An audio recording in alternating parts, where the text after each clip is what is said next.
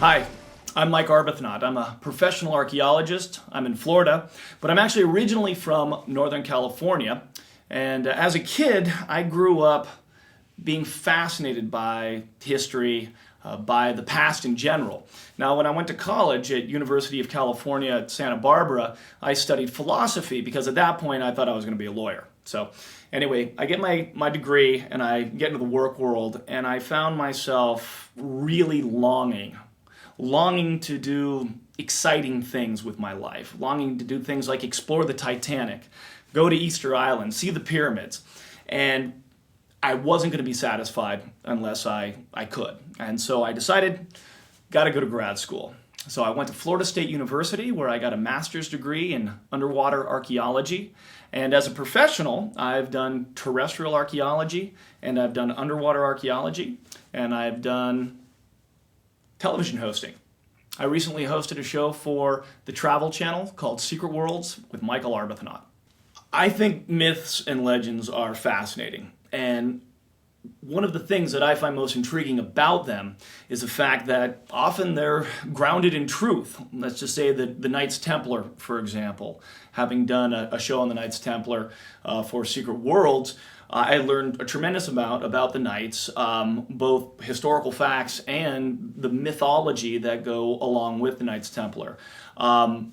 Where does fact end and fiction begin? It's a blurry line, and it becomes very difficult as an archaeologist trying to dig, so to speak, the truth from the myth.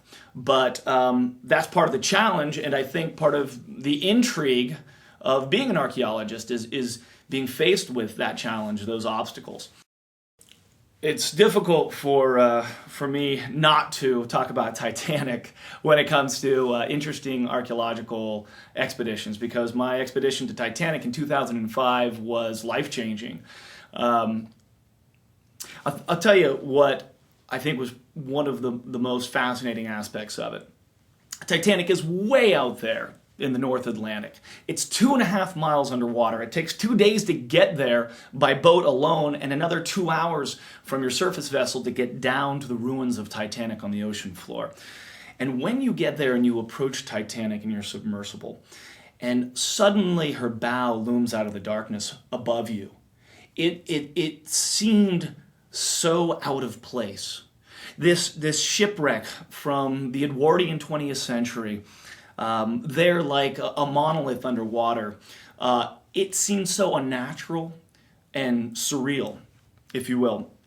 And to me, that drove home the tragic reality of what Titanic was. It was a catastrophe. Titanic shouldn't have been there.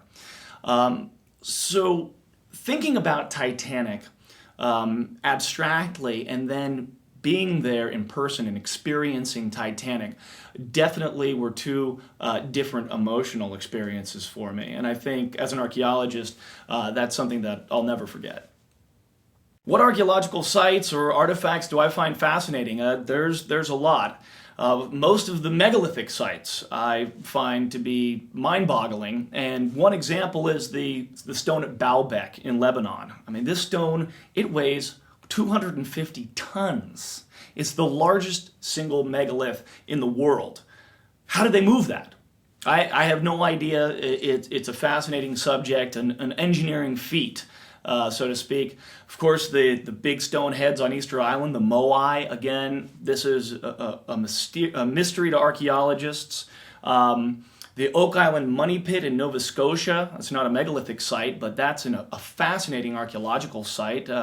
It's baffled archaeologists for 100 plus years. I have done extensive traveling. In fact, just in the last 2 years, I've been to Guatemala, Belize, India, England, Scotland, France, Jordan, Israel, Easter Island, Chile, and a few other places. And I went to some of those places twice, as a matter of fact. So I've done extensive travel, many, many fascinating places along the way. It's hard to pick a favorite, but Guatemala was an incredible experience. I had a lot of fun there. I actually had a kind of a funny story where I had received a blessing from a Maya shaman, and I had no idea what was about to happen, but the blessing entailed her spitting rum on me. So I don't know how well the blessing worked, but I certainly got a nice little contact high. I also had a really wonderful time on Easter Island, and I think there, probably one of the most memorable moments was getting with the Rapa Nui and actually doing a series of dances around a fire and doing an earth oven fire cookout experience. And you can see I got native. Do I have any artifacts from my travels? Well, I have a lot of memorabilia, things that I picked up along the way.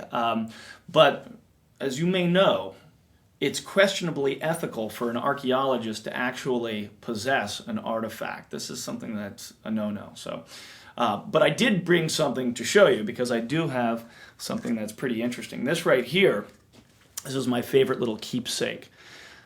Looks like a shot glass, doesn't it? This was my coffee cup on the morning of July 3rd, 2005, right before I did my dive to Titanic. So it used to be about that big, but 5,600 pounds per square inch pressure turned my coffee cup into a shot glass. So I love this little bit, and I always show it to people and give them a sense of how important it is to stay in the submarine. Well, I think the Holy Grail is a fascinating subject because nobody really knows what it was.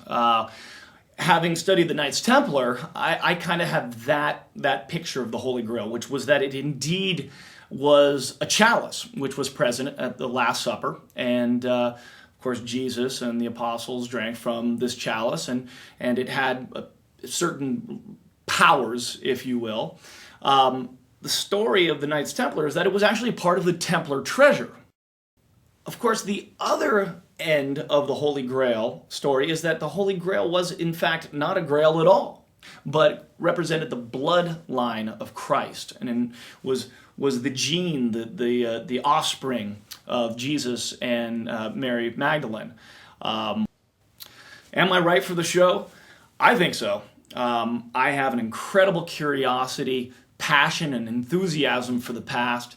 And growing up as a kid, I wanted to be an archaeologist. I wanted adventure. I wanted to get out there and do something different, to live outside the box.